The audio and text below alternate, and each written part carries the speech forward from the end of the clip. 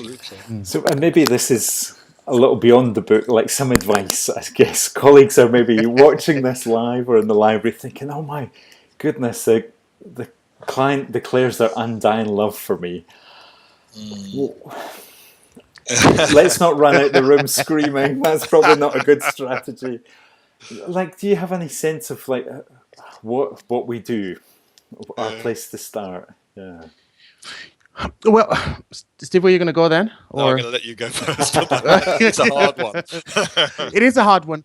What I wanted to say, John and Steve and everyone else who might be listening is, I think for me, there is, often people ask that question.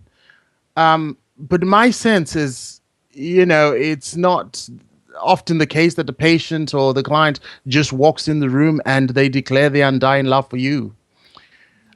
Often in the therapeutic relationship, there would have been kind of encounters, therapy sessions in which material is emerging, in which the therapist, I think Roger spoke about moment by moment, and if it's Freud, he spoke about abstinence is absolute. However we practice, it's important to know that it is the nature of that relationship that will contribute to the feelings that might emerge.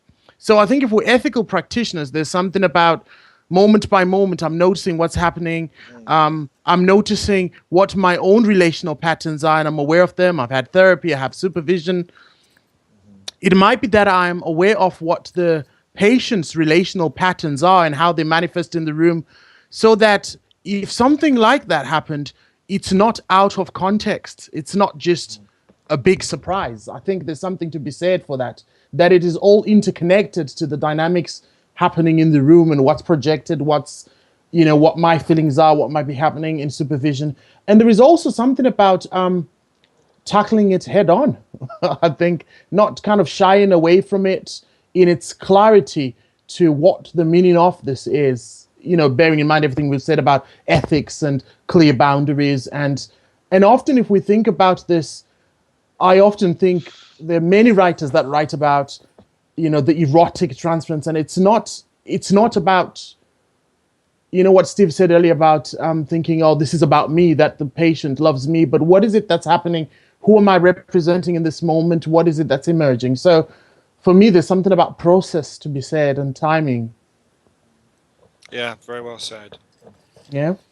Yeah, to really think about the process. Yeah. What's your own conception, John? Because I think that it's to really think about the process, not to just say, oh, the patient is in love with me. And there's another part of me also that thinks, look, often when we do teaching or workshops with Steve, I often say, to the group, how many of us have somebody that can listen to us with all their attention and not judge us for an hour, twice a week, 3 times a week, 4 times a week, 5 times a week?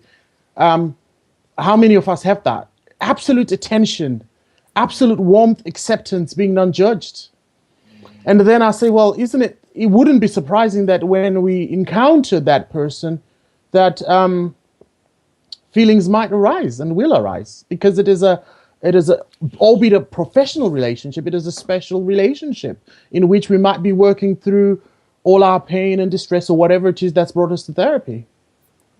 I think as well, from the therapist side, I think it's very important to consider that what am I bringing with me into the therapy room? Yes. What are my hopes and expectations in therapy?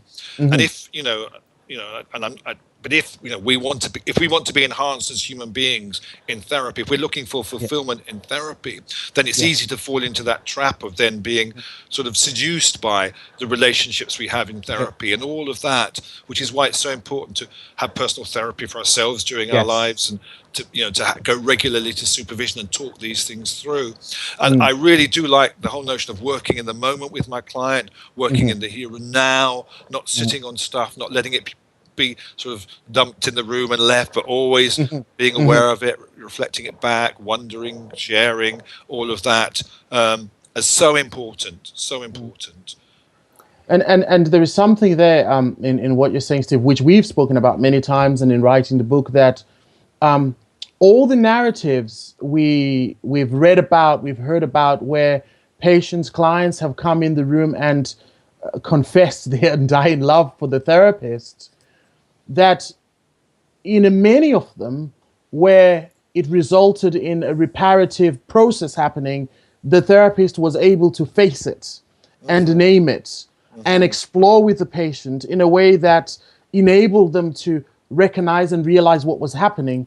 And that in itself, in many cases, and many examples that we can read, turned out to be what was reparative for the patient, that actually they could fall in love with the therapist, sure, but not be abused, sure, be contained, be accepted, and that worked through, and come to the end of therapy and realize. And I think there's a great narrative I read. I can't remember which book it is now, but the patient wrote the perspective that they'd fallen in love with the therapist, and when it ended, they were so distraught. But then they said, through working through it, it came to them that he was just a miserable old man. The therapist was. So but I think that spoke, I think that spoke something. I think the patient had then seen him in Tesco. I think it's one of these case studies. But for me, it spoke to the case that actually what the patient in the end realized was it was not about the therapist. That being held, not being abused, ethical relationship, that actually in the end they had been able to work through whatever it was that had been unresolved from their own life patterns and their own life experience. And I think as a therapist as well, from our side, we need to be on our journey of working ourselves out in our lives, so that in a sense, what comes up in therapy, we can work with, we can deal with, know.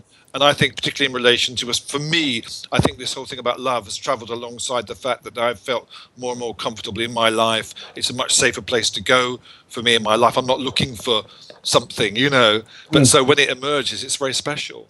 And I think we need to be mindful of that as well, that as a practitioner, as a human being, I need to be pretty much working myself out in my life if I can be really helpful to my clients or to assist in that process.